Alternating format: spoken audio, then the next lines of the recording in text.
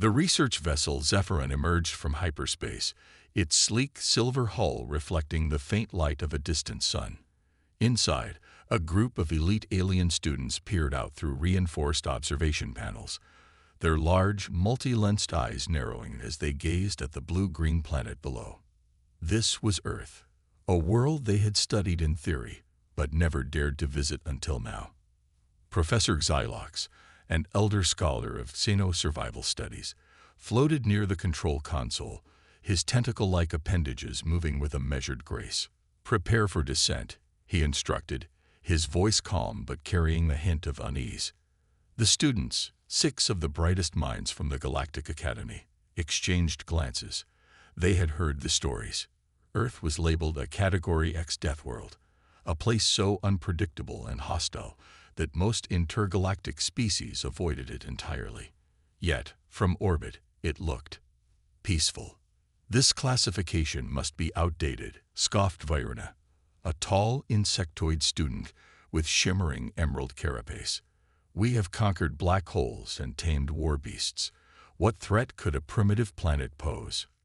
Their vessel glided through the upper atmosphere, the artificial shielding flickering momentarily as it adapted to Earth's dense air. As they descended, readings fluctuated. Electromagnetic disturbances, unstable weather patterns, unusual biological activity. The data shifted too quickly, almost as if the planet itself resisted being measured. Professor Xylox narrowed his eyes. "Strange. The atmospheric interference is stronger than expected." The ship's systems flickered again.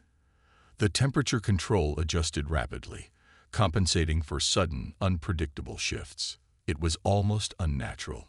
With a controlled landing, Zephyrin touched down in a dense forest, its landing thrusters disturbing a flock of creatures that took to the sky, screeching in protest.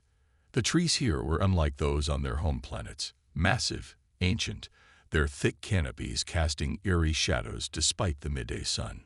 The air was dense with unknown scents, rich in oxygen, carrying a primal energy. The students activated their bioscanners, but the readings were erratic. Life signatures everywhere, overlapping, shifting in ways their technology struggled to process. It was overwhelming. "This is absurd," muttered Garl, a reptilian student whose scales darkened in irritation. "The data is unreliable." Professor Xylox stepped forward. "Then we rely on observation. Proceed with caution." As they moved into the undergrowth, the first unsettling realization set in. Earth was loud. Insects chirped, leaves rustled, unseen creatures moved in the distance. Every sound carried weight, as if the very land was teeming with awareness. Unlike the sterile, controlled environments of their homeworlds, this place was alive in a way that made them uneasy. Suddenly, a sharp clicking noise echoed from the trees. The group froze. Virna lifted her scanning device, adjusting the frequency. Unknown life form detected. Close proximity. Something shifted in the foliage ahead. A low growl rumbled from the darkness, vibrating through the ground. 2 glowing eyes peered at them from the shadows. The students instinctively stepped back, their appendages tensing. Then, with terrifying speed, the creature lunged. It was massive, covered in thick fur, its claws extended in a blur of motion. The nearest student barely activated his shield in time. An energy barrier flickered to life, absorbing the impact. But the force of the attack sent him stumbling backward. The beast snarled, pacing just outside their defensive field, teeth bared, watching them. "A mere animal dares attack us," Virna hissed. Geralt's crest flared. "Its strength is unnatural." Professor Xylox did not respond. His gaze was fixed beyond the beast, deep into the trees, where another presence lingered. A different kind of predator. A humanoid figure stood there, partially hidden in the shadows, watching, studying them. And then, in perfect standard galactic, the figure spoke. "You shouldn't be here." The words sent a chill through the alien students. The voice was deep, steady, and filled with something they couldn't quite define. Authority, maybe, or warning. It was the first time they had heard a human speak outside of controlled communications. The language was perfectly articulated, but the tone made it clear this was not a greeting. The figure stepped forward, emerging from the shadows of the dense earth vegetation. He was tall by their standards, his form wrapped in strange materials that blended with the environment. A long, reinforced covering draped over his torso, with pockets and straps holding primitive yet effective tools. His hands, covered in flexible material, rested casually at his sides, but the students sensed an underlying readiness in his posture. The way he moved was unnatural, too quiet, too precise, as if the very world conspired to keep him hidden until he chose to reveal himself. The predator that had attacked them, the great beast covered in thick fur, snarled again, but did not advance. Instead, it took one step back, its ears flattening. The creature, so fierce a moment ago, suddenly appeared hesitant. The alien students exchanged uncertain glances. Was it afraid of this lone human? Professor Xylox studied the man carefully. Though he had spent decades analyzing Earth's history, seeing a human in the wild, in its natural element, was different. There was something unsettling in the way the man stood, relaxed, but impossibly aware, as if the very air whispered secrets to him. The human lifted his chin slightly. "You're not supposed to be here." Virna clicked her mandibles in annoyance. "We are scholars from the Galactic Academy. We came to observe." The human exhaled through his nose, a sound of quiet disbelief. "Then you picked the wrong planet." Carol, ever prideful, stepped forward. "Your world has been misclassified. The designation of Earth as a Category X death world is clearly exaggerated. We have landed on planets with crushing gravity, acidic rains, and creatures that swallow ships whole. And yet, we survive. What could possibly justify Earth's ranking?" The human didn't answer immediately. Instead, he turned his gaze toward the predator that had attacked them. The creature was still there, pacing slightly, its muscles tense. Then, with a short grunt, it lowered its massive head and slinked backward, disappearing into the undergrowth without a fight. Virna's mandibles twitched. "What did you just do?" The human shrugged. "Nothing." But his eyes told a different story. Xylox narrowed his gaze. "You did not fear that creature." "Should I have?" the man asked. It was not arrogance. That was what disturbed the professor most. It was not the foolish confidence of an inexperienced student or the bravado of a soldier trying to impress. It was a simple fact, stated as plainly as the color of the sky. The human did not fear the beast because he had no reason to. Carol's scales rippled uneasily. "You tamed it." The man let out a dry chuckle. "Nothing on this planet is tamed. We just have an understanding." Xylox's appendages flexed slightly, a sign of deep contemplation. "Explain." The human took a slow step forward, and the alien students instinctively recoiled. They weren't sure why, but something in their genetic memory screamed that this creature, this human, was more dangerous than anything they had encountered before, and he hadn't even drawn a weapon. "You came here to study why Earth is a death world," the man said. His voice was calmer now, but still edged with something unreadable. "You think it's because of the storms, the beasts, the diseases." Virna crossed her upper arms. "It is logical to assume as much." The human tilted his head slightly. "Then you really don't get it." The wind shifted through the trees, rustling the leaves, carrying the scent of damp earth and something metallic. Blood, perhaps from a distant hunt. The human watched them for a long moment before sighing. "Come with me." Xylox hesitated. "Where?" The man turned, already moving, his steps soundless despite the thick undergrowth. "If you want to understand Earth, you'll need to see for yourselves." The professor considered this. The human had appeared out of nowhere, avoided their scanners, commanded an apex predator with a glance, and now walked without hesitation into the unknown. Everything about him defied logic. Finally, Xylox made his decision. "We follow." The students exchanged wary glances but obeyed. As they stepped deeper into the wilderness, the forest seemed to swallow them whole. And for the first time, they felt it, the weight of the planet itself, the unseen presence of something vast and dangerous, lurking just beneath the surface. This was not a world of mindless monsters. This was a world of hunters, and the most dangerous one was walking right beside them. The alien students followed the human through the dense undergrowth, their steps cautious and unsure. The towering trees above twisted their limbs like silent watchers, their thick canopies blotting out the sky. Every few paces, strange sounds echoed through the wilderness. Distant howls, the rustling of unseen creatures, the occasional chirp of something far too intelligent for comfort. The ground itself felt unstable, the rich, damp soil shifting beneath their feet. Professor Xylox kept his gaze fixed on their guide.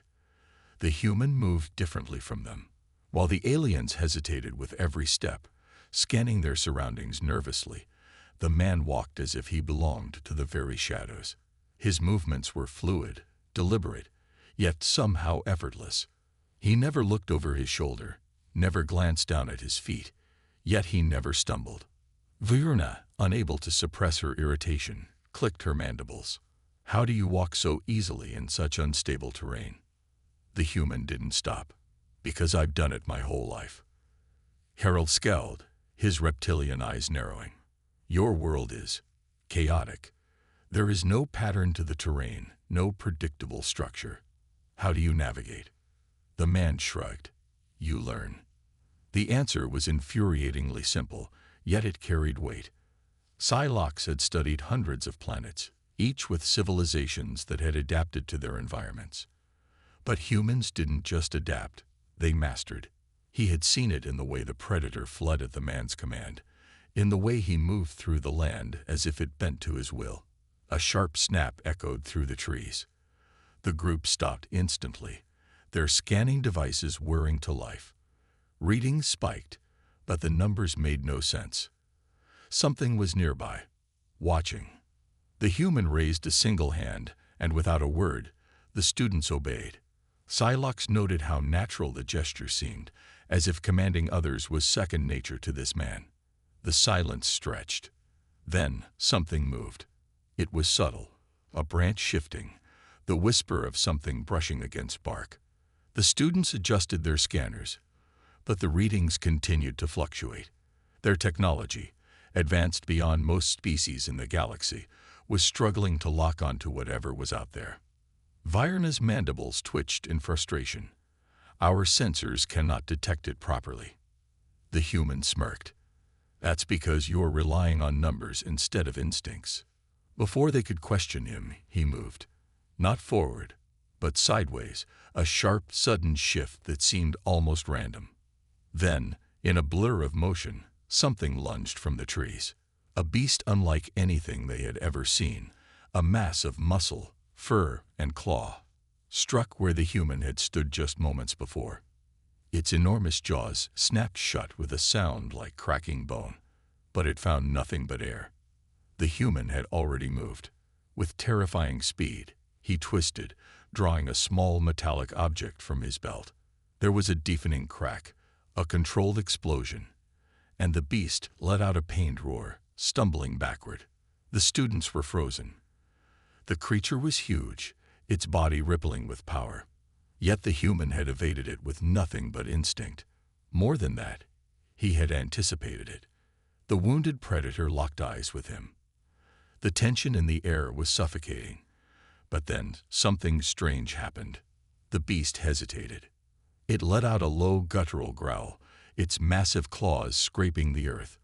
But instead of attacking again, it took a slow step backward, then another. And then, with a final huff, it turned and vanished into the trees. Virna exhaled sharply. That should not be possible. Harold's scales rippled in disbelief. It feared you.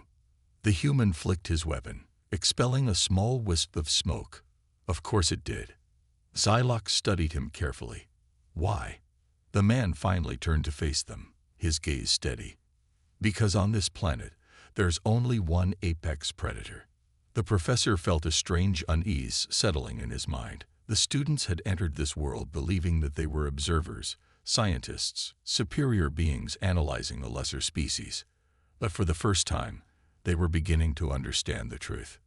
Earth was not dangerous because of its creatures, its storms, or its unpredictable terrain. It was dangerous because of its people. And as they followed the human deeper into the wild, a single terrifying thought lingered in Psylocke's mind. What would happen if the rest of the galaxy ever made the mistake of underestimating humanity? The alien students moved cautiously through the dense forest, their scanners still whirring in an attempt to make sense of the chaotic environment. But nothing on Earth operated within their expected parameters. Every life form, from the smallest insect to the towering trees, thrived in an unpredictable, ever-changing balance of survival and predation. Even the air itself carried strange, shifting scents, as if the planet was alive in ways they had never encountered before. Professor Xylox kept a close watch on the human leading them. The man had not spoken much after the brief encounter with the predator, but his posture had not relaxed. He remained alert, his senses honed, moving as if every sound, every subtle shift in the environment, was a language only he could understand. Verna stepped closer to the professor, lowering her voice. He anticipated that attack before it happened. Xylox's appendages flexed slightly in contemplation. Indeed. Carol, still shaken by the encounter, let out a slow exhale. The creature was powerful. It should not have backed down. Why did it? The human, still leading the way, answered without turning. Because it knows better. That answer, so simple, so absolute, sent another ripple of unease through the group. But the moment of reflection was short-lived. One of the students, a smaller, amphibious being named HFY, suddenly stumbled. His breathing became labored, his usually pale skin shifting to a sickly shade of green. His appendages trembled as he clutched at his chest. Xylox immediately turned to him. "What's wrong?" HFY struggled to form words. My systems. Something is wrong." Verna checked her scanner, her mandibles twitching in frustration. "I'm detecting a severe internal reaction. His vital levels are dropping." The students gathered around in growing panic. Their kind did not simply fall ill. Their immune systems were advanced, their bodies enhanced through genetic perfection. Sickness was something primitive species suffered from, not scholars of the Galactic Academy. And yet, HFY was fading before their eyes. Psylocke turned to the human. "What is happening to him?" The man didn't react with surprise. Instead, he exhaled through his nose, muttering something under his breath before kneeling beside the alien. He studied HFY's symptoms for a moment before shaking his head. "He's not used to Earth's bacteria." The professor's eyes widened. "That is impossible. We took every precaution. Our suits filter out contaminants. Our bodies have been enhanced to resist foreign pathogens." The human gave him a sharp look. And yet here he is, dying from an infection his body doesn't know how to fight. Carol hissed in frustration. "Your world is a cesspool of microscopic killers." The man shrugged. "That's what happens when you live in an ecosystem built on constant adaptation. Your kind might be advanced, but your immune systems have never faced something like Earth. Everything here is designed to survive, even the things you can't see." Verna stiffened. "Then we need to return to our ship. Now." The human shook his head. "You won't make it." Psylocke narrowed his eyes. "What do you mean?" The man stood, brushing dirt from his hands. "If your ship's medical systems could handle this, you'd have noticed the infection before it got this bad. Which means your tech isn't calibrated for Earth's microbiology. If you go back now, he'll die before you even finish your pre-launch sequence." Silence fell over the group. They had come prepared for predators, storms, even extreme temperatures. But they had not considered the smallest, most invisible threat of all. Verna clenched her jaw. "Then what do you suggest?" The human didn't hesitate. "Follow me." With no other options, the group hurried after him, carrying Xavik between them. The forest thickened as they moved, the foliage closing in like a living entity. The air grew damp, the scent of decay mingling with the fresh, clean scent of rain-soaked leaves. Then suddenly, the trees gave way to something unnatural. A structure, old, rusted, covered in vines, stood before them, partially hidden beneath nature's reclaiming grass. It was built from metal, its walls dented and stained with time. Xylox studied it warily. "This is human-made." The man nodded. "An old research facility, abandoned for years." Carol clicked his claws. "And we are supposed to trust this decaying ruin to save our crewmate." The human smirked. "You have a better idea." With no other choice, they stepped inside. The interior was dark, the air thick with dust, and the lingering scent of chemicals long forgotten. Broken monitors flickered weakly, their once bright displays reduced to static. Shelves lined the walls, filled with glass containers and medical instruments coated in time's neglect. The human moved with ease, navigating the debris until he found what he was looking for. An old but intact storage cabinet. He forced it open, rummaging through its contents. Viren appeared over his shoulder. "What are you looking for?" "Antibiotics," the man muttered, pulling out a small vial. "You're lucky. This stuff is ancient, but it should still work." Xylox hesitated. "You're saying a simple human medicine can cure him?" The human smirked. "What? Your advanced alien bodies can't handle primitive treatment." The professor remained silent as the man prepared the dose. Moments later, Xavik's labored breathing eased. His trembling slowed. Color slowly returned to his skin. Virena watched in stunned silence. "It's working." The human leaned against the counter, crossing his arms. "Of course it is." Xylox exhaled, his mind racing. Their entire approach to this mission had been wrong.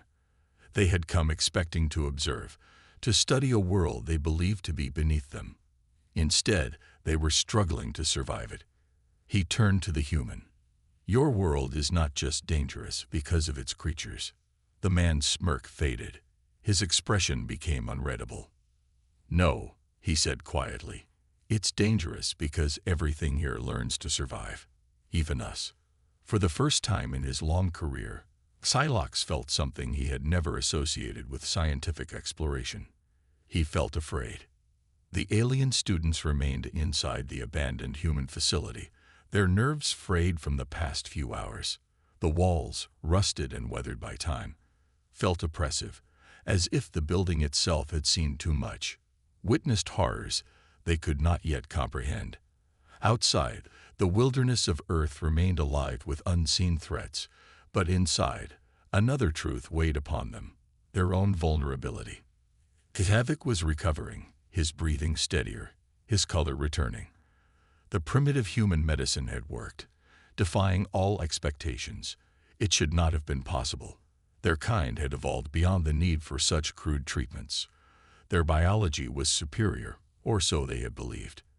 And yet, Earth had humbled them with something as small as bacteria.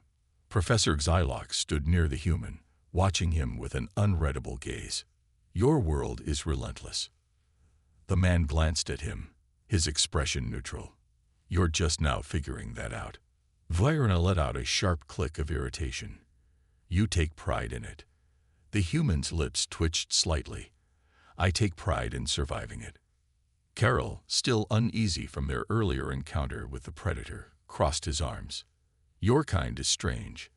You live on a world filled with dangers that should have wiped you out long ago, and yet you thrive."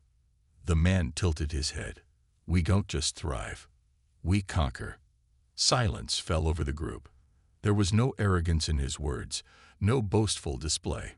It was a simple truth. Humanity had not merely endured Earth's hardships, it had mastered them. Xylox finally asked the question that had been forming in his mind since the moment they met the human. "Who are you?" The man exhaled, rubbing the back of his neck. "Just a survivor." "That is not an answer," Virena snapped. The human studied them for a moment, then leaned against a metal counter. "Fine. My name is David Carter. I used to be a soldier." Psylocke stiffened. A soldier. The implications sank in quickly. If this man was merely a single warrior of his species, then what did that say about the rest of them? David continued, his voice steady. "After I left the military, I spent years out here, studying the land, learning from it. Humanity's been here for thousands of years, and we're still figuring out how dangerous this place really is. But we adapt. We always do." Carol scoffed. "Your people fight against your own planet." David's eyes darkened slightly. "No, we become it." Vayrina opened her mandibles to respond, but a sudden noise cut her off. A low, distant hum. It was rhythmic, unnatural, something approaching from the forest. David immediately tensed. He moved toward the doorway, his hand instinctively reaching for the weapon at his belt. Psylocke checked his scanner. The readings spiked erratically. "Something is coming." David didn't look away from the trees. "More of your kind." Vayrina checked her communicator. "Negative. Our ship's distress signal is still unanswered. This is something else." The hum grew louder. It wasn't an animal sound. It was mechanical. David cursed under his breath. "Damn it. You weren't the only ones watching the sky, were you?" Psylocke's appendages twitched. "Explain." David turned to them, his voice tight. "Your arrival wasn't subtle. Something else must have picked up on it." Before anyone could react, the tree line exploded. A massive metallic shape emerged from the shadows, its form towering over them. It was not human. It was sleek, insect-like, covered in interlocking plates of chitin and reinforced metal. Its many limbs twitched with unnatural speed, and its eyes, dozens of them, glowed with an eerie blue light. Vayrina's breath hitched. "That's impossible." Psylocke stared in horror. He recognized the design. It was not from Earth. It was not from any known ally of the Galactic Academy.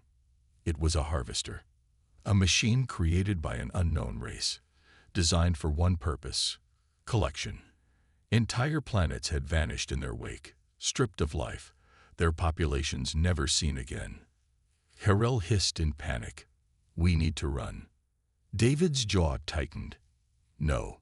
The alien students turned to him in shock. Psylocke's voice wavered. "You don't understand.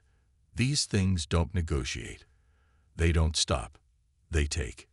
David's grip tightened around his weapon. "Then we don't let them." The harvester moved with terrifying speed, closing the distance in seconds. Its limbs split open, revealing glowing, pulsating energy sources. A harsh, digital screech filled the air as it prepared to attack. David moved first. In one fluid motion, he raised his weapon and fired. The first shot struck a joint in the machine's plating, sending a ripple of energy through its frame. Sparks flew, but it barely slowed. Psylocke grabbed Vayrina, pulling her back. "We have to get out of here." David ignored them. He kept moving, dodging as the harvester's limbs crashed down where he had stood a moment before. It was fast, but he was faster. He pivoted, drawing a small device from his belt. With a flick of his wrist, he activated it, and a sharp, piercing sound filled the air. The harvester twitched, its movements faltering for a brief moment. David grinned. "You don't like that, do you?" Psylocke's eyes widened. "What did you do?" David didn't answer. Instead, he lunged forward, placing an object directly against the machine's core. The harvester shuddered violently, its limbs flailing in distress. Then, with a deafening explosion, the machine collapsed. The silence that followed was suffocating. David stood over the smoking wreckage, his breathing even. He wiped a bit of dirt from his face before turning to the stunned alien scholars. Carol's voice was barely a whisper. "How?" David smirked. "Told you. We learn." Psylocke struggled to process what had just happened. The harvester should have been unstoppable. It had taken down warships, entire colonies. And yet, One human had destroyed it with nothing but instinct and strategy. The professor swallowed hard. Your kind. You're not just survivors. David met his gaze, his expression unreadable. No, he said. We're hunters. And for the first time, the alien scholars realized the true danger of Earth. It was not the beasts, not the diseases, not even the unpredictable chaos of the world itself. It was them, the humans. And the galaxy had no idea what it was dealing with. The remains of the harvester smoldered, twisted metal and shattered components littering the ground. The alien students stood frozen, their bodies rigid with shock. They had witnessed something impossible, something that defied all their understanding of warfare and survival. One human had just brought down a machine that had reduced entire civilizations to dust. David Carter holstered his weapon and exhaled, rolling his shoulders as if the fight had been nothing more than an inconvenience. His expression was unreadable, but his body language spoke volumes. He had been ready for this. He had expected something like this. Xylox finally found his voice. That should not have been possible. David glanced at him. Yeah. Well, I don't put much stock in should and should not. Virena, her mandibles twitching with unease, stepped forward. You fought it like you had done it before. David gave a small shrug. Not my first time running into one of these things. Xylox's mind raced. You mean to say, this has happened before? David sighed, running a hand through his short-cropped hair. Not exactly this, but similar enough. Carol, still shaken, hissed. How could one human defeat a harvester? Our militaries have struggled against them for decades. You took it down in minutes. David studied them for a moment before speaking. You don't get it, do you? This isn't about strength. It's not about technology. He gestured to the wreckage. That thing was built for predictable enemies, species that think in formations, who rely on superior firepower, who assume they can outmatch their opponent by being stronger or smarter. Xylox stiffened. And humans. David smirked. We cheat. The weight of his words settled heavily upon them. Virena's mandibles clicked. That noise you used, it disrupted its systems.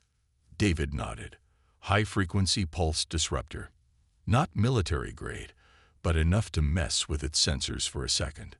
That was all I needed. Xylox was stunned. Humans exploited weaknesses. They didn't fight fair. They fought to win. But before anyone could respond, the ground trembled. A deep, reverberating sound filled the air, coming from beyond the trees. It was distant, but growing closer. David's expression darkened. More are coming. Carol's claws curled. We need to leave this place. Xylox nodded. Agreed. If a second harvester is on its way, we cannot face it with our limited resources. David shook his head. You're not going back to your ship. Xylox bristled. And why not? David's gaze was hard. Because if the harvesters are tracking you, then they've already marked your ship as a target. You go back there. You're walking into a death trap. The alien scholars exchanged uneasy glances. Virena hesitated. Then what do we do? David turned toward the forest. We move. Now. They had no choice but to follow.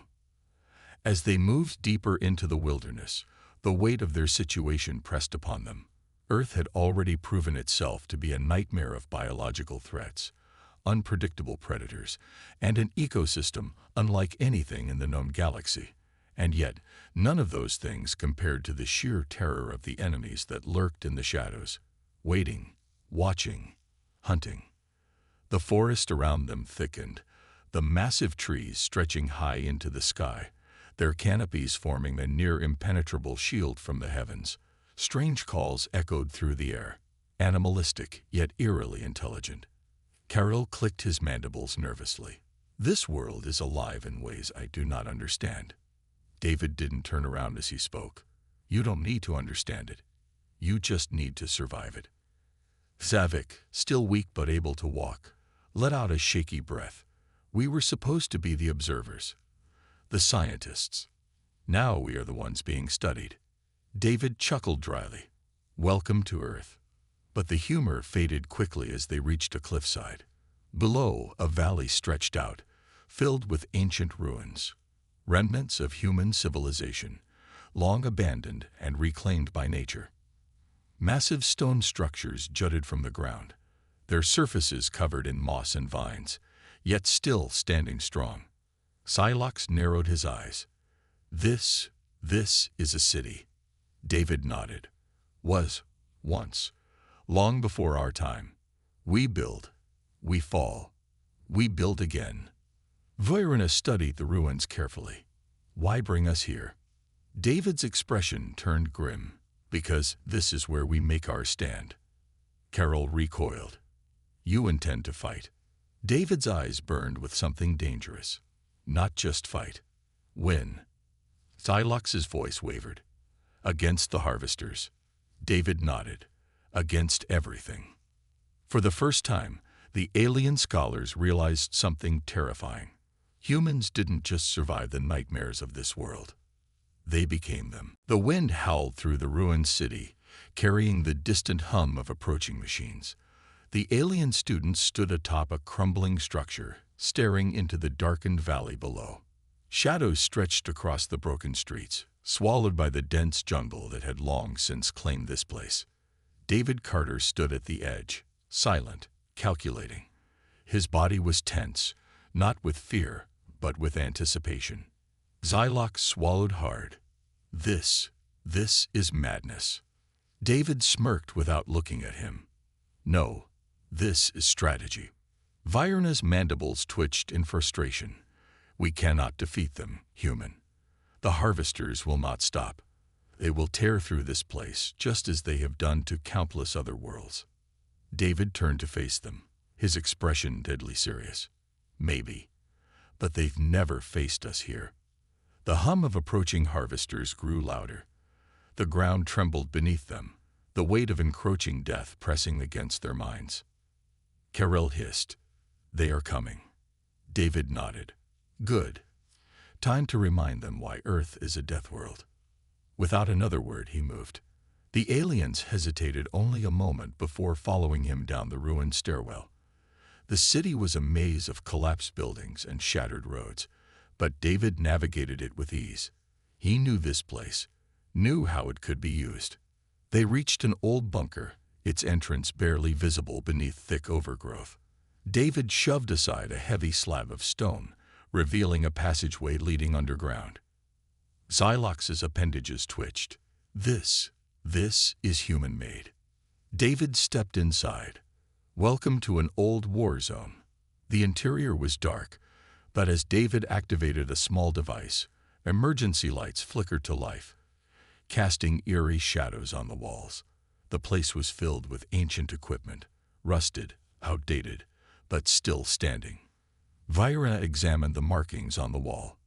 This facility, how long has it been here? David ran a hand over a control panel.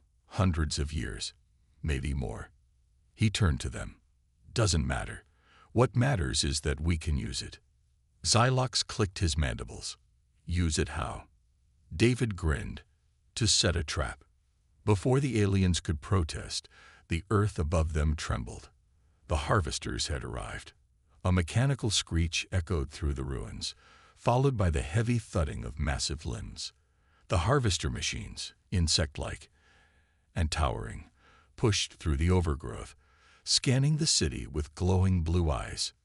David worked quickly, flipping switches and activating systems that had not seen use in centuries. Old energy grids hummed to life. Hidden turrets groaned as they powered up, and deep within the bunker, explosives armed themselves with a soft, rhythmic beep. Psylocke's eyes widened. This is a fortress. David smirked. It was. Now, it's a graveyard. Outside, the harvesters spread out, searching for their prey. Their movements were precise, methodical. They had done this before, many times, on many worlds. But they had never done it here. David pulled a detonator from his belt. All right, let's get their attention. With a flick of his thumb, he pressed the button. The night exploded. Fire erupted from hidden charges, tearing through the streets. The nearest harvester was caught in the blast, its massive form thrown into a collapsing building.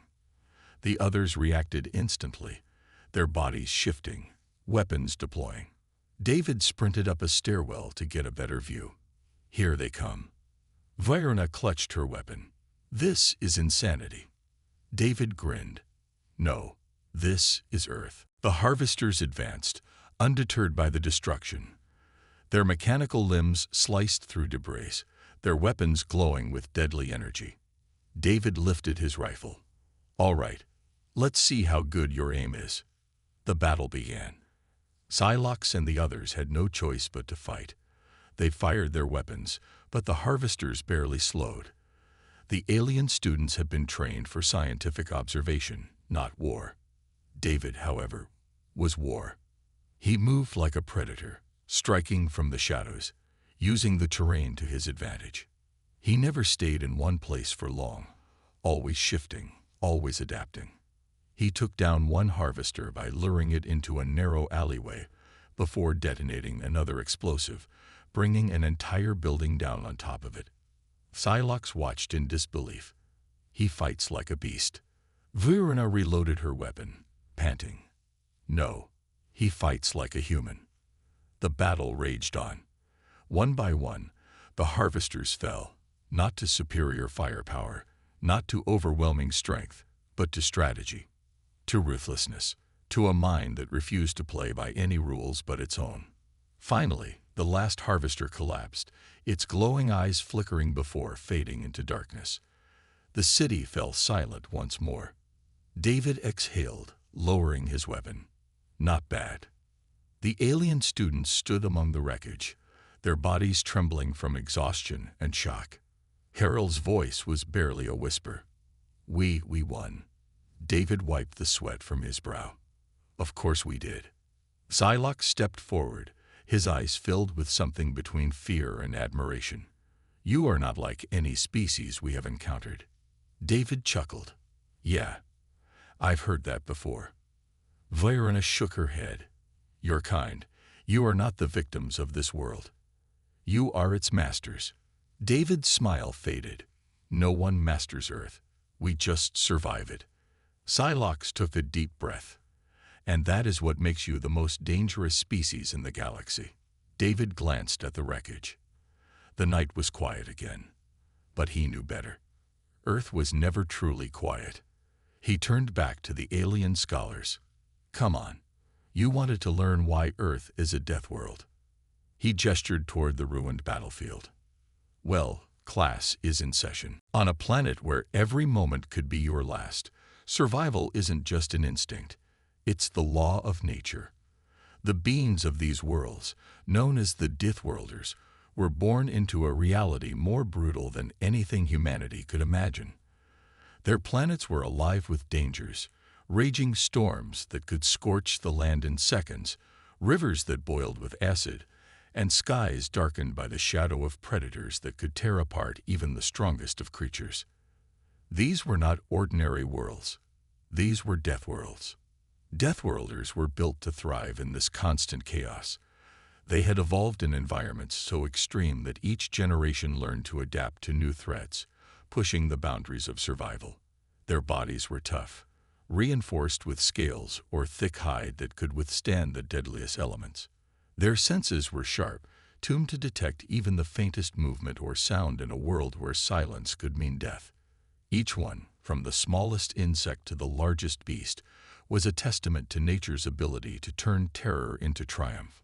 Despite their resilience, the Deathworlders never knew peace. Their worlds were always in flux, their survival never guaranteed. Yet, in the heart of this ceaseless struggle, a new challenge emerged. Earth, a world unlike any other they had encountered. Earth was teeming with life, but unlike their native worlds, it seemed, at first glance, almost easy. The air was breathable, the creatures small and seemingly harmless. It was a paradise compared to their hostile home planets. Yet, something intrigued them about Earth. They knew that Earth was far from a perfect haven, but its uniqueness, its seemingly simple yet unpredictable nature, fascinated the Deathworlders. They wondered if perhaps it was a world they could conquer, a world that might offer new challenges and rewards. So, the Deathworlders, a collective of the galaxy's most formidable species, arrived on Earth with one mission in mind: to claim it as their own. Their advanced ships touched down with little more than a whisper, their alien forms hidden beneath their technologically sophisticated armor. Earthlings, with their fragile bodies and primitive ways, were no match for these survivors of the deadliest planets. The Deathworlders believed Earth would fall in mere days. The Earthlings were weak in comparison to the beasts of their own worlds. They didn't know how to fight, how to survive on the same terms. They didn't know how to stand up to creatures whose mere existence was a testament to the most vicious kinds of survival. It seemed like an easy victory. But what the Deathworlders didn't realize was that Earth, despite its calm beauty, had its own forms of danger. What they saw as simple turned out to be more complex than they imagined. The weather was unpredictable. The planet's ecosystems were wild and interwoven in ways that defied their understanding. Earth had creatures that, while small compared to the predators of Deathworlds, were deadly in their own right. From the venomous snakes in the deep forests to the sudden flash floods that could wash away an army, Earth was a world of unexpected turns, a world of constant change. The Deathworlders quickly learned that surviving on Earth wasn't going to be the walk in the park they thought it would be.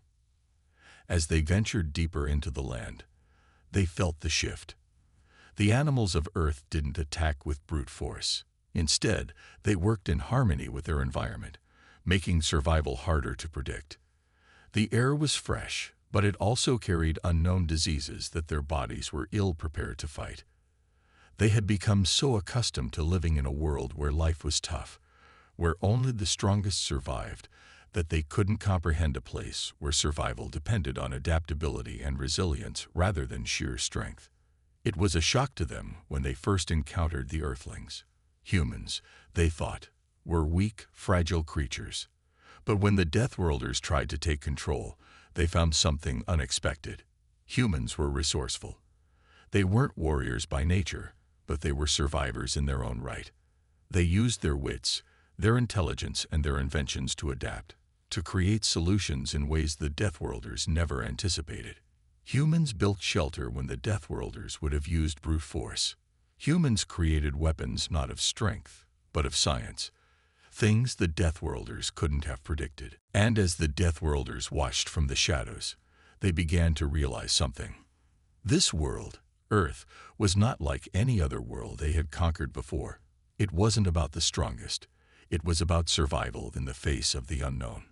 Earth was not a world of monsters and titanic battles. It was a world of surprises, of constant change. And that was something the Deathworlders had never faced before. The question lingered in the air. Could the Deathworlders, masters of survival in the harshest worlds, truly survive the challenges Earth had to offer? Or would Earth's unpredictability be their greatest enemy yet? What started as an invasion was slowly becoming a struggle to understand, adapt, and survive in a world that had its own rules, its own pace, and its own definition of survival. And for the Deathworlders, this was only the beginning. As the Deathworlders moved deeper into Earth's territory, they began to realize that this planet was unlike any of the others they had encountered. The air was breathable, the soil fertile, and the plants weren't nearly as aggressive as the savage flora from their home worlds. But beneath the initial appearance of simplicity lay a chaos that was as deadly as anything they had faced before. The Deathworlders were quick to understand one thing. Earth's greatest weapon wasn't its peaceful facade, but its unpredictability. At first, they assumed the lush forests and vast open spaces would be easy to navigate, and the small creatures, humans in particular, seemed harmless enough. But they were wrong. The first sign that Earth was a different kind of challenge came in the form of a sudden storm. It appeared out of nowhere, black clouds swirling into the sky with alarming speed. The Deathworlders, used to the violent weather systems of their own worlds, weren't unaccustomed to storms. But this one was different. It wasn't the usual destructive force they were prepared for. This storm was fast and furious, with violent winds that ripped through the trees, toppling them like matchsticks. Torrential rain fell in sheets, flooding the land. The Deathworlders, with all their training, found themselves struggling against the force of nature they hadn't anticipated. The storm left behind an eerie silence. The Deathworlders stood in the wreckage, bewildered by the devastation. They realized something profound in that moment. On Earth, survival was not simply about brute strength or power. It was about adapting to the unknown, the unexpected. It was about surviving not just the creatures or the terrain, but the unpredictability that Earth's ecosystems had to offer. And it wasn't just the weather. The land was constantly changing in ways the Deathworlders hadn't anticipated. In one forest, they encountered a creature that, despite its size, had no natural defenses. Yet its entire ecosystem relied on cooperation. In the vast oceans, strange creatures lurked beneath the surface, some harmless, others with a terrifying power that could quickly turn the tide in any battle. The Deathworlders found themselves caught in the delicate balance of the natural world, where a wrong step could mean their demise. But the most unnerving thing wasn't the land or the creatures. It was the humans, the Earthlings. The Deathworlders thought they had them figured out. They were soft, fragile beings with weak bodies and no remarkable strength. Yet every time the Deathworlders underestimated them, they found themselves proven wrong.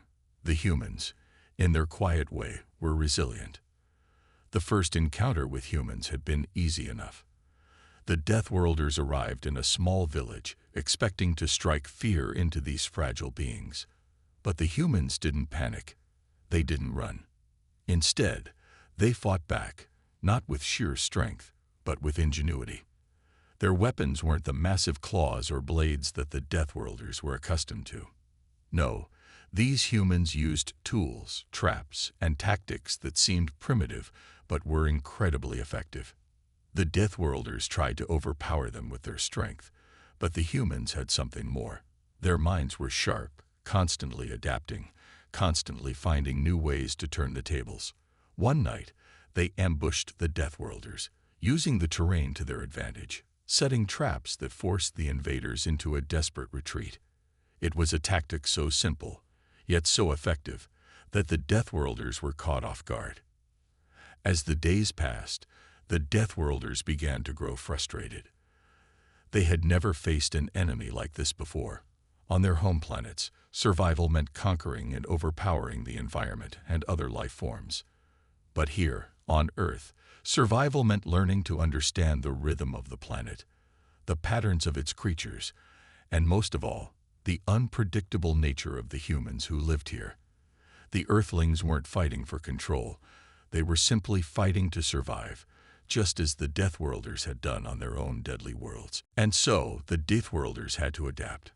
They couldn't rely solely on their physical strength and advanced technology anymore.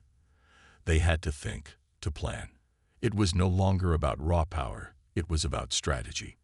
They began to study the humans more carefully, trying to understand how they thought, how they worked together, and how they used the environment to their advantage. They started to realize that the humans' true strength lay not in their individual abilities, but in their collective willpower and their unyielding spirit. One night, as the Deathworlders sat around their campfire, deep in the heart of the forest, they spoke in hushed tones. They shared stories of their home worlds, of the trials they had faced. They had all survived unimaginable horrors, had fought off beasts larger than mountains, had thrived in environments that seemed impossible. But Earth was different. Earth didn't just throw dangers at you. It threw challenges that forced you to rethink everything you knew about survival. And then, in a moment of clarity, one of them finally said it aloud. The real question isn't whether we can survive Earth, it's whether Earth will let us survive. They realized, with a sinking feeling, that Earth wasn't just a place to conquer. It was a place where survival was earned through adaptation, through understanding the world on its own terms. The rules of the Deathworlders universe didn't apply here. They had to change to grow, to become something more than just conquerors. But even as they admitted this, a new sense of determination spread through them. They would survive. The Deathworlders had never backed down from a challenge, no matter how impossible. And Earth, despite all its strange and unpredictable dangers, would be no different. They were the survivors of the deadliest planets in the universe. And Earth, they decided, would have to learn to survive them. But the real question was, would they ever be able to adapt in time to face what Earth was about to throw at them next? As the Deathworlders struggled to come to terms with the wild, unpredictable nature of Earth, they began to see something that confused them even more: humans. These fragile creatures, who appeared so weak in comparison, were surviving. And not just surviving. They were thriving in ways the Deathworlders had never expected. Earth had thrown everything at them: storms, strange predators, and even the Earthlings themselves. Yet it was the humans who were proving to be the most difficult challenge. The Deathworlders, accustomed to facing monsters and unrelenting forces of nature, were now confronted by the quiet strength of these seemingly insignificant beings. At first, the Deathworlders didn't take the humans seriously. They dismissed them as weak, fragile, and incapable of withstanding the horrors of the universe. Humans were no different than the countless species they had encountered across their travels: primitive and easily crushed. Yet every time the Deathworlders sought to overpower them, the humans found ways to outwit and outmaneuver them. It wasn't brute strength that made humans dangerous. It was something far more subtle, something the Deathworlders hadn't considered: intelligence. In the heart of the jungle, the Deathworlders ambushed a group of humans, expecting to eliminate them easily.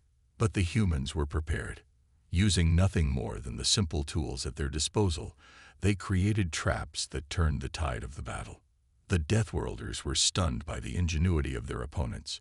One Deathworlder, a massive, heavily armored creature from a planet of molten lava, stepped into a seemingly harmless clearing, only to find himself ensnared by vines, the very plants they had thought nothing of, twisted around his limbs in a matter of seconds. He struggled, but it was too late. Another trap was triggered, a loud explosion that sent him crashing to the ground. The humans didn't fight fair. They fought smart.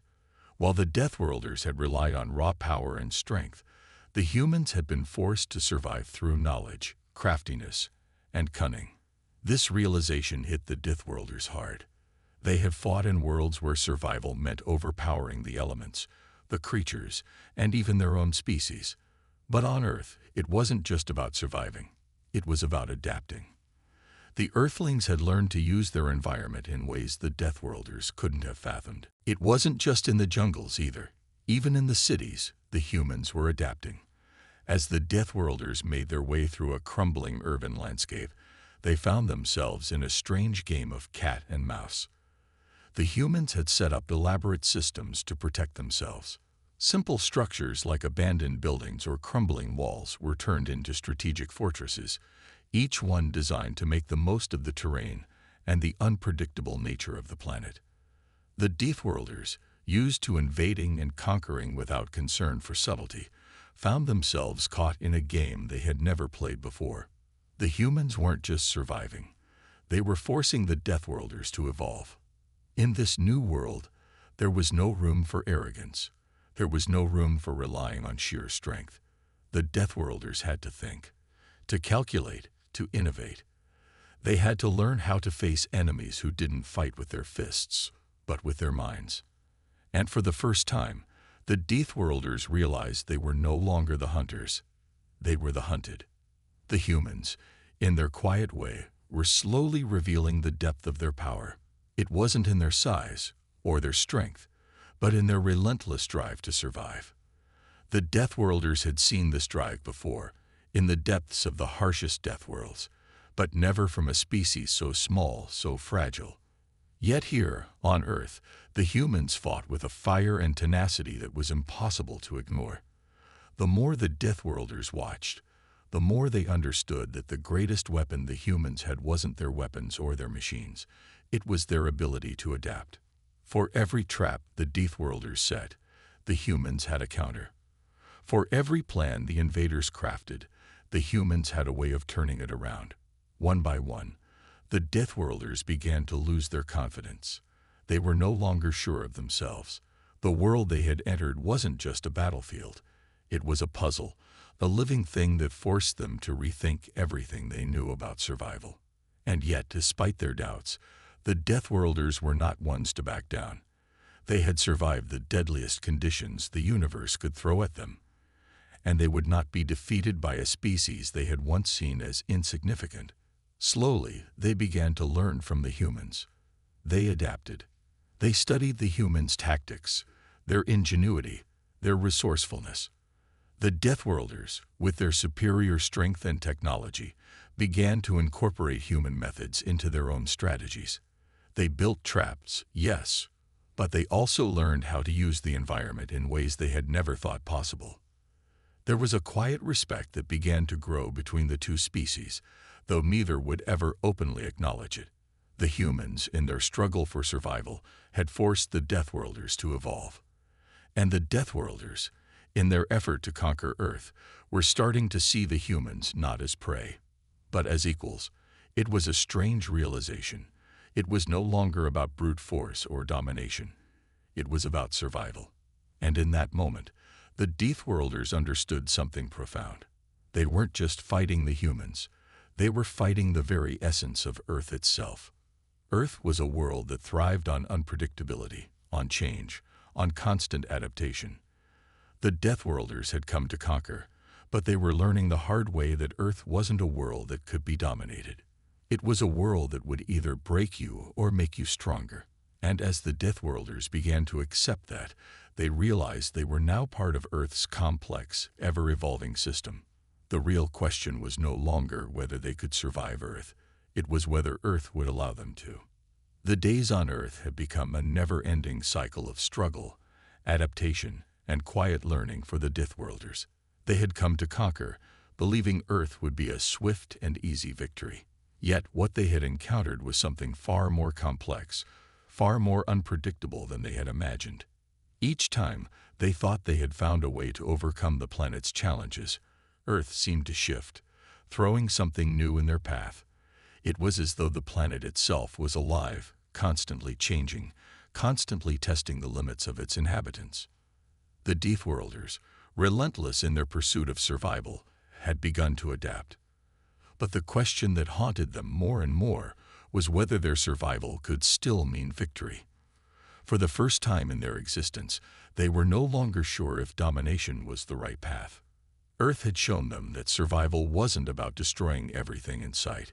It was about understanding the world, respecting it, and finding a way to exist alongside it. In the harsh, unforgiving terrain of Earth's wildest regions, the Deathworlders discovered something that they had not anticipated: the resilience of nature itself. The forests were dense and filled with strange creatures that seemed harmless at first glance, but were often deadly if provoked. In the deserts, where the heat would break even the most hardened of creatures, the Deathworlders encountered tiny, seemingly insignificant animals that had evolved to withstand the scorching sun and the lack of water. And in the icy tundras, the cold was a constant enemy, biting through their armor and slowing their movements, forcing them to find shelter in places they had never thought to search. The most difficult lesson, however, came when they encountered the humans once more. In the midst of their struggles with the planet, the humans had continued to survive and adapt, proving time and time again that they were not as fragile as the Deathworlders had believed. The humans' ingenuity, resourcefulness, and sheer will to live had kept them one step ahead, even when the Deathworlders thought they had the upper hand. It was no longer a matter of overpowering the humans. Instead, the Deathworlders were now beginning to realize that Earth's greatest strength lay in its balance, its ability to create harmony between life and death, between destruction and rebirth. One evening, deep in the heart of a vast forest, the Deathworlders were forced to make camp. The night had come suddenly, and they had not prepared for the fierce cold that followed. The wind howled through the trees, and the temperature dropped rapidly, causing even the hardiest of the Deathworlders to feel its bite. They huddled together, trying to conserve their body heat and wondering how they would survive the night. They had come to Earth expecting to conquer it with their might, but now, in the face of nature's raw power, they were forced to rely on something they had never needed before: teamwork. As they sat in the darkness, a sudden realization struck them. Earth had forced them to change. On their homeworlds, they had always relied on their individual strength.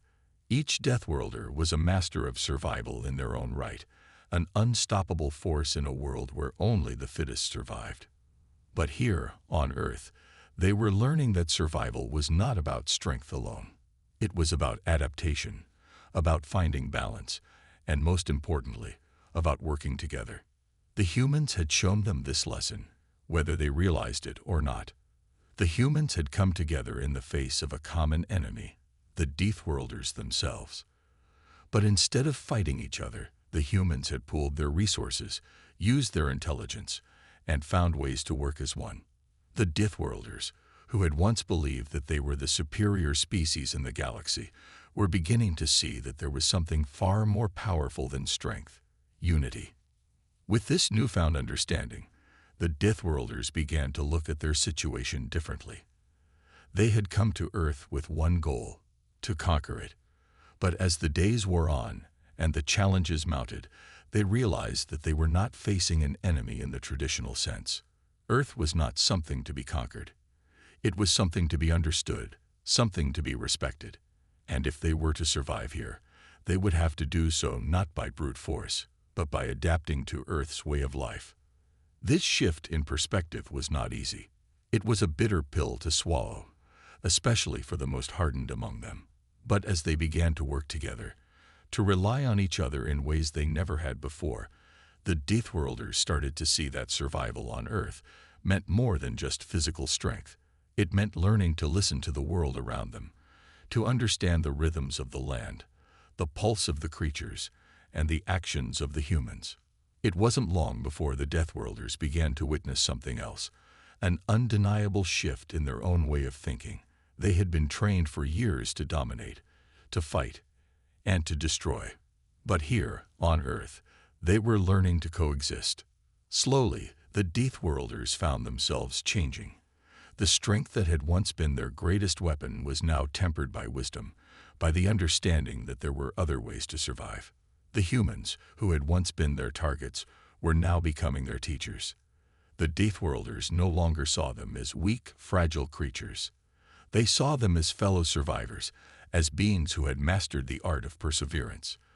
The Deathworlders began to see the humans as equals, not because they were physically superior, but because they had the one thing that the Deathworlders had never fully understood: the will to adapt, to evolve, and to survive against all odds. As the months passed, the Deathworlders realized that their mission had changed. No longer was it about conquering Earth.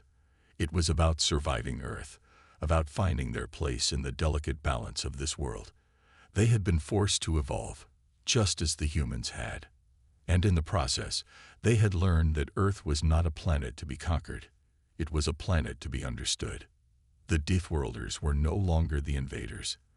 They were now part of the ecosystem, part of the ever-changing, ever-evolving dance that defined life on Earth. And in the quiet moments, when they looked around at the vast, unpredictable world they had once sought to dominate, they understood the truth. Earth was not theirs to conquer.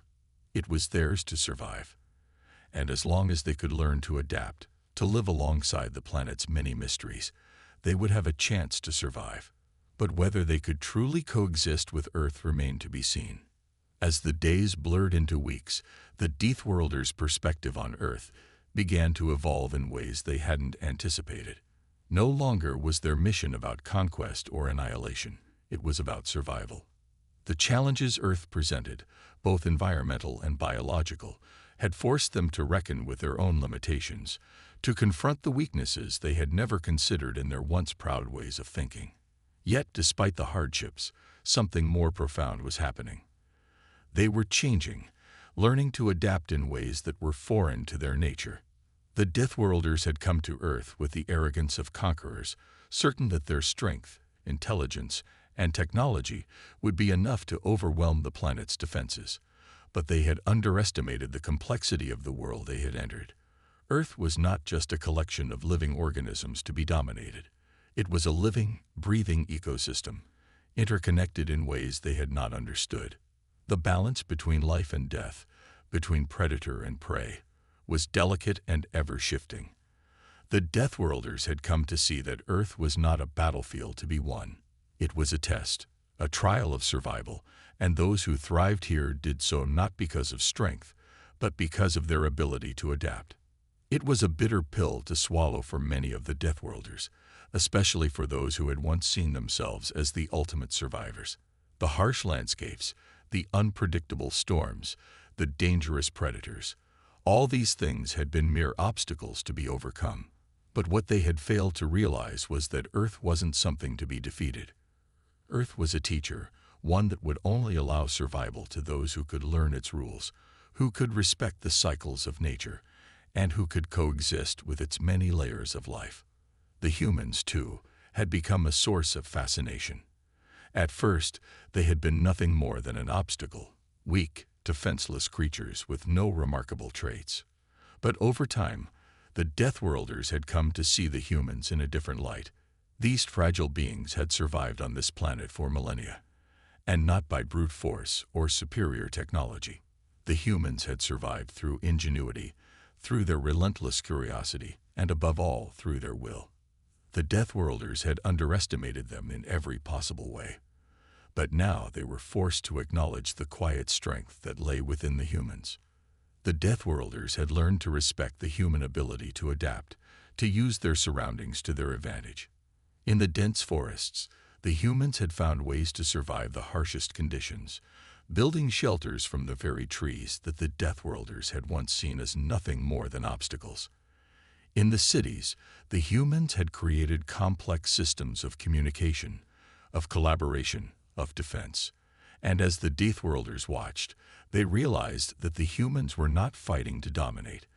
They were simply fighting to survive, just as the Deathworlders had once done in the savage lands of their own worlds. But even as the Deathworlders learned to adapt, they faced an insidious new challenge: Earth's unpredictability. No matter how much they learned, the planet seemed to throw new, unforeseen obstacles in their path.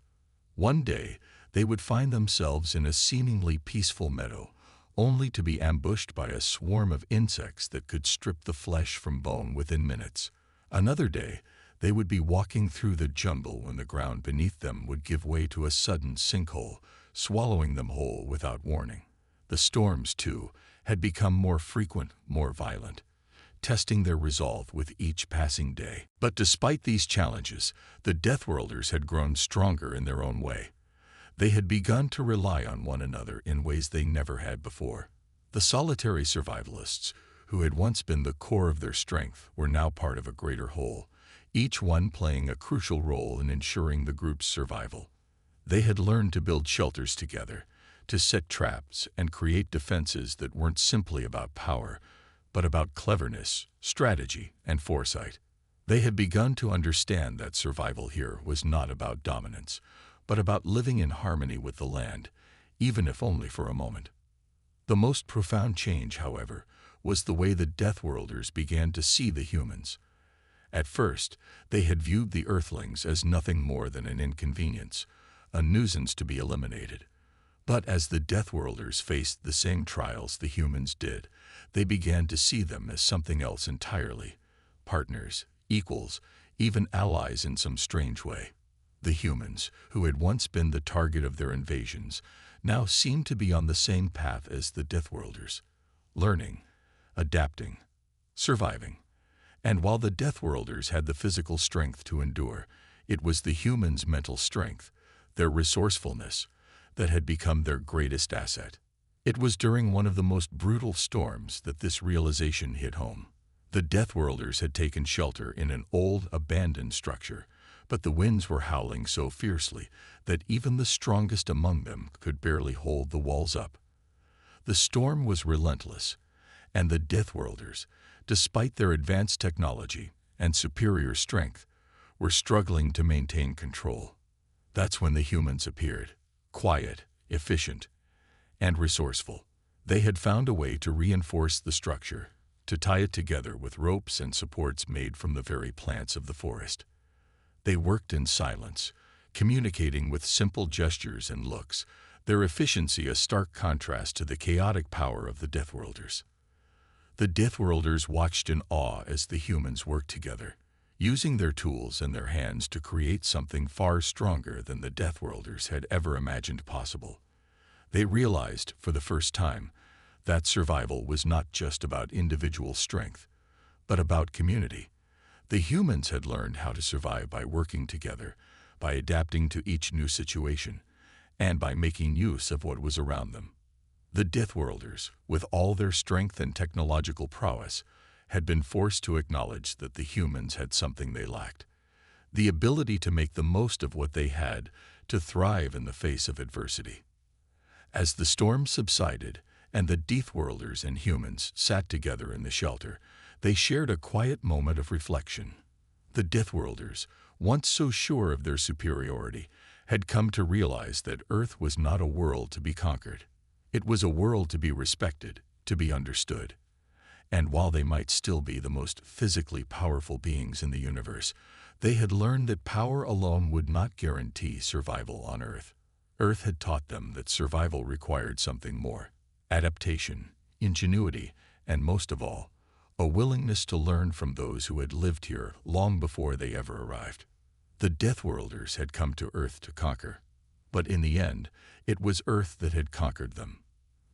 The months that followed were the hardest the Deathworlders had ever faced.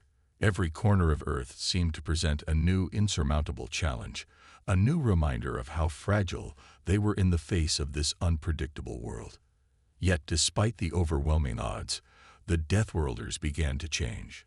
They had come to Earth with the belief that survival was all about dominance and force. They had thought they could crush the planet beneath their heel, but the lessons Earth had taught them were anything but simple. They had learned that brute strength alone would not win the war. They had to adapt, just as the humans had. The Earth that had once been nothing more than a conquest to them was now a world to be understood. They had been humbled, slowly but surely, by the vast diversity and complexity of the ecosystems. The jungles, once a dark and hostile place, had started to reveal their secrets. The forests were no longer just a maze of green. They had become a place of knowledge, where the Deathworlders could learn, if only they took the time to observe. They had learned which plants were medicinal and which were poisonous. They had learned the rhythms of the seasons, the patterns of the animals that roamed, and the warnings of the storms that threatened to tear apart everything they had built.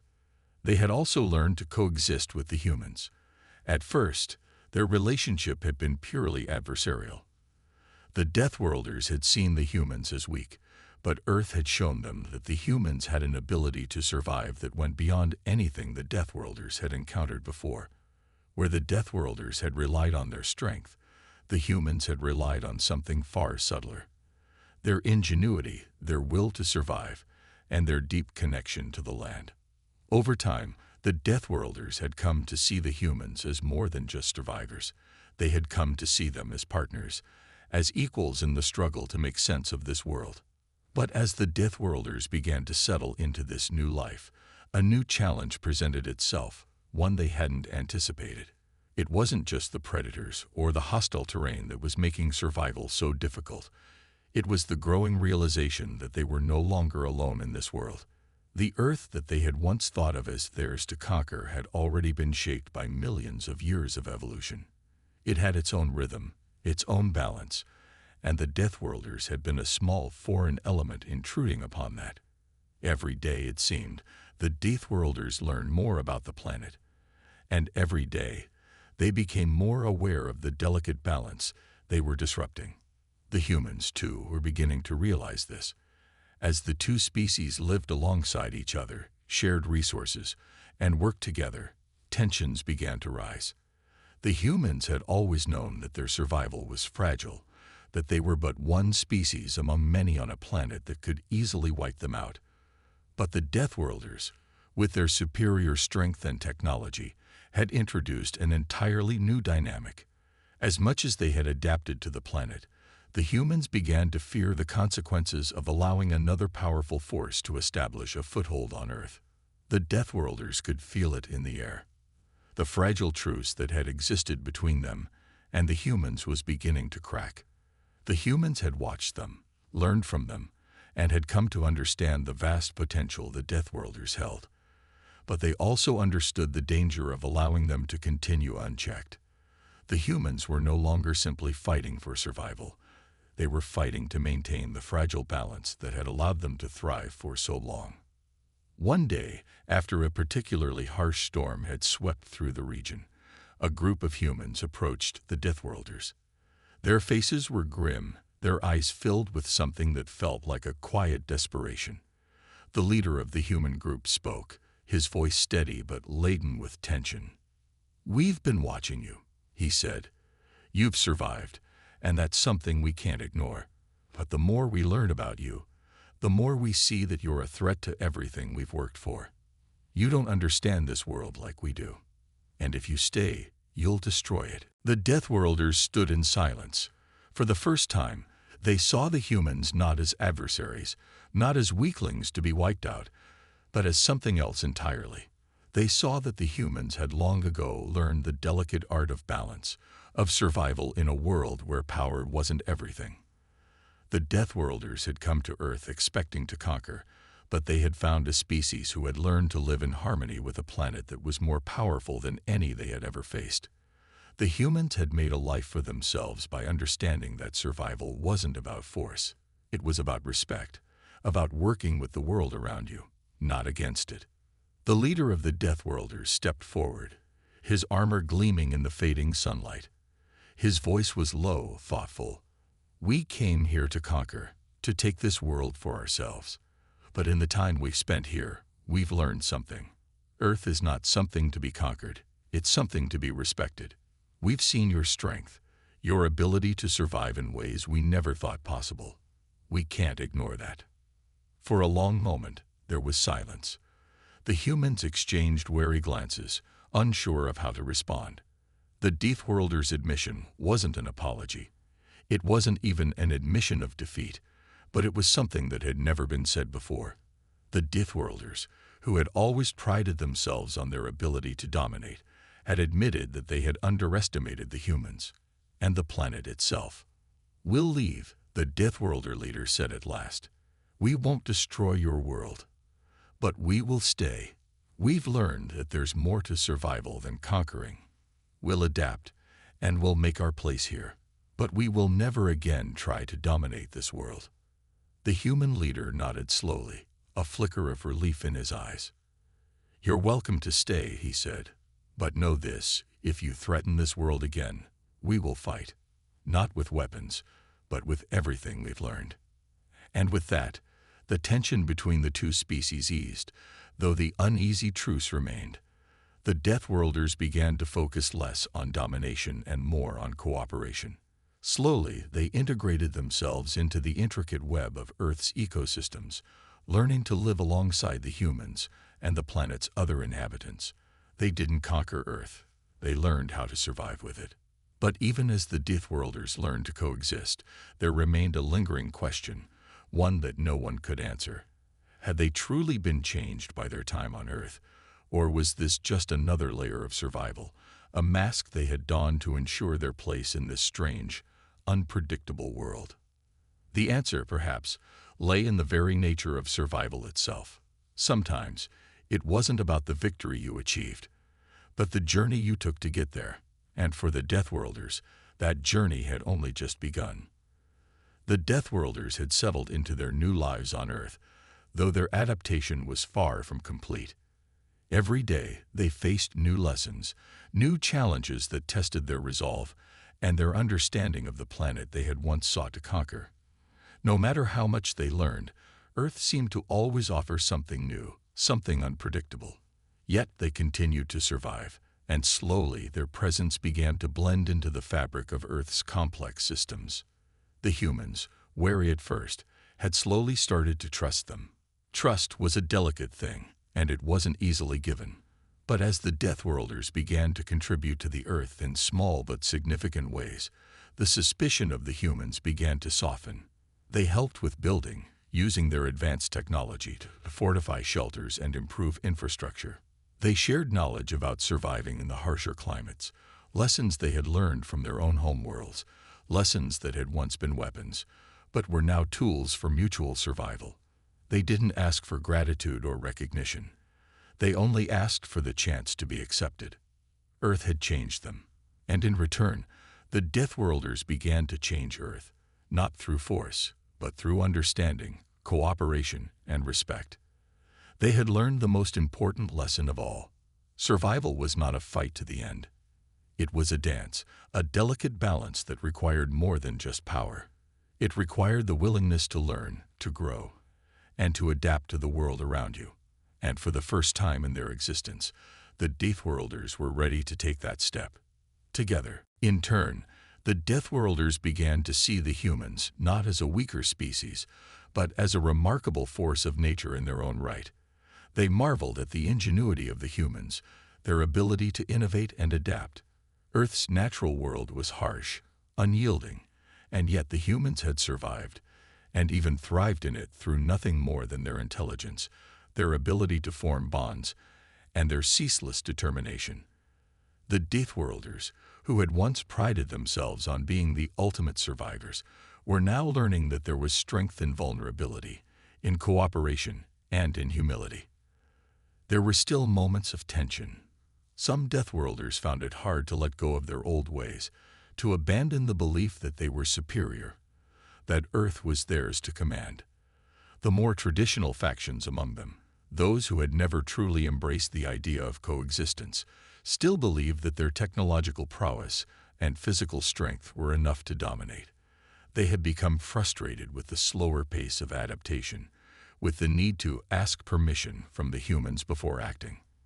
There were heated arguments, heated battles of wills, with those factions constantly challenging the newfound peace that had taken root between the Deathworlders and the humans. But these tensions, though real, were tempered by the growing understanding between the two species. The Deathworlders began to realize that their old ways, their tactics of overwhelming force, of dominating everything in their path, had no place on Earth. It wasn't that they had lost their strength. It was that they had learned to use it in new ways. The humans had shown them that it wasn't the strongest who survived, but the most adaptable. And this was something that the Deathworlders were beginning to grasp, even if it was hard for some to let go of the belief that power alone could solve any problem. The landscapes of Earth continued to shift beneath their feet, and with each shift, the Deathworlders' respect for the planet grew deeper. They no longer saw the mountains, forests, and oceans as barriers to overcome. They saw them as ecosystems to be understood.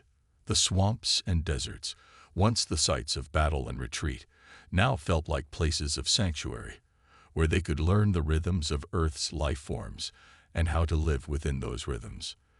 They discovered the unexpected beauty of Earth's biodiversity, how even the smallest, most insignificant creatures played a role in the delicate balance of nature.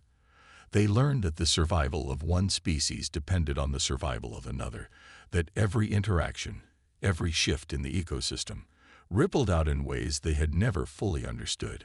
The humans had also continued to evolve. They weren't just surviving anymore. They were building.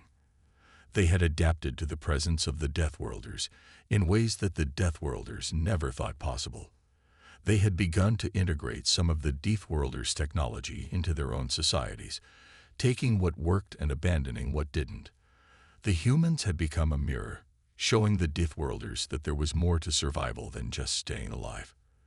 There was purpose, there was creation, and there was the potential to build something better, a new world, one forged not by power, but by understanding. In the quiet evenings, when the sun dipped below the horizon and the stars began to appear in the vast sky above, the Deathworlders would sit with the humans around campfires, sharing stories of their pasts. The Deathworlders spoke of their homeworlds, of the battles they had fought, of the survival tactics that had once ensured their dominance. The humans spoke of their struggles, too, of the wars they had fought, the losses they had suffered, and the ways they had learned to live in harmony with the world around them. Though their stories were different, there was an undeniable thread of similarity running through them. Both species had learned the hard way that survival required more than just strength. It required empathy, it required respect, and it required the willingness to change. And so, the Deathworlders began to forge new paths. Paths that no longer ran toward conquest or domination, but toward something that felt more like home. They found themselves working side by side with humans, building cities together, farming the land, and creating art. Their once immense machines were now used to help restore Earth's environment, to heal the scars that their initial invasion had left behind. In this new life, the Deathworlders had found something they hadn't expected: peace. Not in the sense of tranquility, but peace in knowing that they no longer needed to fight, that their strength was no longer a weapon but a tool for growth. But even as they flourished on Earth, the shadow of their past remained. The Deathworlders knew they could never erase the damage they had done, the lives they had taken. The planet had shown them mercy, but there was always the question of whether they had truly earned it. Each day they spent on Earth, they tried to make amends, to show that they were more than just conquerors. They were survivors, just like the humans, and they were learning to live with the world, not against it. The Deathworlders knew that they had a long road ahead. They weren't perfect, and they never would be. But as they looked around at the humans who had once been their enemies, now their allies, they understood something that had eluded them for so long. Survival was not a victory to be claimed. It was a journey to be walked together. And for the first time, the Deathworlders didn't feel like invaders. They felt like part of something much larger, something that wasn't about individual power or superiority, but about living in balance with the world and each other.